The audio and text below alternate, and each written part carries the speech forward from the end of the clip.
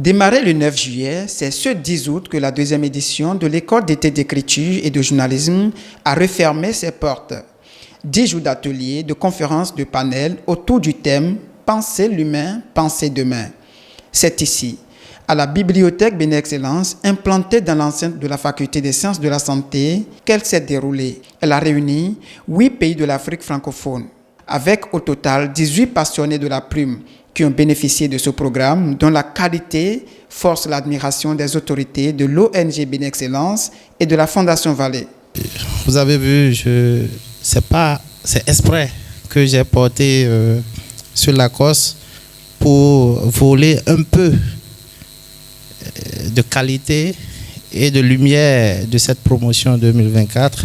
Je pense que la première fois qu'on m'a envoyé la liste des invitations des conférenciers à signer, j'ai appelé tout le monde. J'ai dit, mais vous êtes devenus dingue. 50 conférenciers.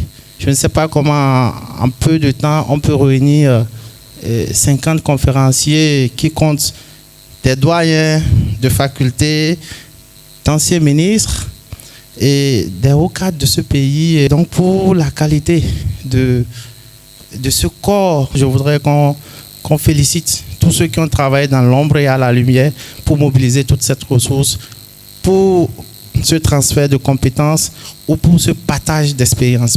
J'espère que les différents modules, les différentes conférences ont pu vous permettre de voir un peu comment penser l'humain. C'est avec honneur que je prends la parole pour prononcer ce mot de fin. Mais c'est aussi un peu avec le syndrome de l'imposteur. Bon, syndrome de l'imposteur, pourquoi? C'est la qualité des participants à cette école d'été. Si j'avais été candidat, ce n'est pas sûr que j'aurais été sélectionné. La deuxième chose pour laquelle je me sens un peu en position d'imposteur, ils ont été encadrés par une équipe de choc également. La qualité numéro 3 pour laquelle je me sens imposteur aujourd'hui, c'est la qualité des présentateurs, des conférenciers, des formateurs. Déjà, il y a des formateurs qui ont été mes professeurs moi-même. Alors, finalement, qui suis-je pour pouvoir conclure et pour pouvoir faire un récap de tout cela? C'est vraiment avec une grande humilité que je vous parle et que je voudrais vous remercier.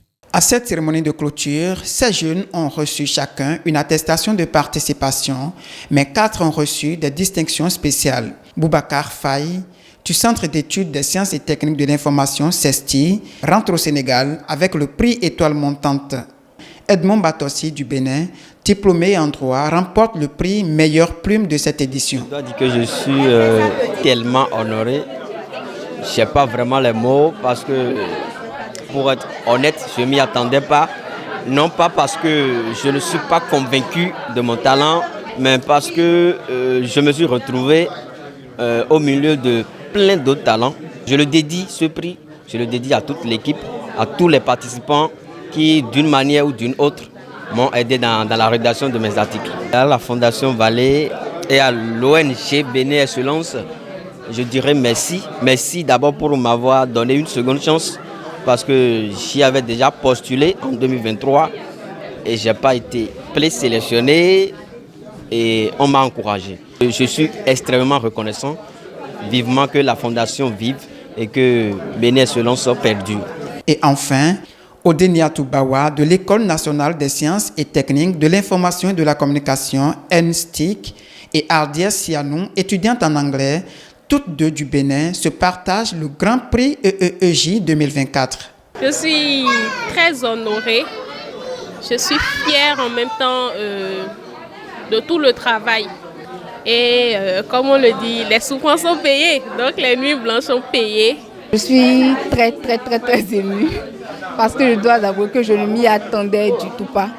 C'est vrai que quand je suis venue à l'école, j'ai essayé du mieux que j'ai pu d'être assidue, d'être sérieuse. Donc sincèrement, c'est une grande joie pour moi, mais c'est également une motivation pour continuer, pour m'améliorer et pour aller très loin. Ces jeunes repartent avec une mission, celle que leur a assignée Joël Tchobé, sociologue et conférencier sur cette école. Je voudrais dire mes mots de remerciement à la Fondation Vallée et puis à l'ONG Bénin Excellence pour cette initiative qui, s'il fallait la réinventer, je vous encouragerais à le faire. Donc je voudrais finir en encourageant cette promotion 2024 à pouvoir s'accouter sur les notions apprises ici pour que demain, nous puissions avoir des jeunes talentueux qui puissent réécrire l'histoire de l'Afrique. Il faut rappeler que cette édition de l'école d'été d'écriture et de journalisme a reçu, en plus du Bénin, la participation du Cameroun, du Burkina Faso, du Togo, du Sénégal, du Madagascar, du Burundi et de la Côte d'Ivoire. Presque 3 fois plus de pays participants que la première édition. Bénin, excellence, Bénin, excellence, pour la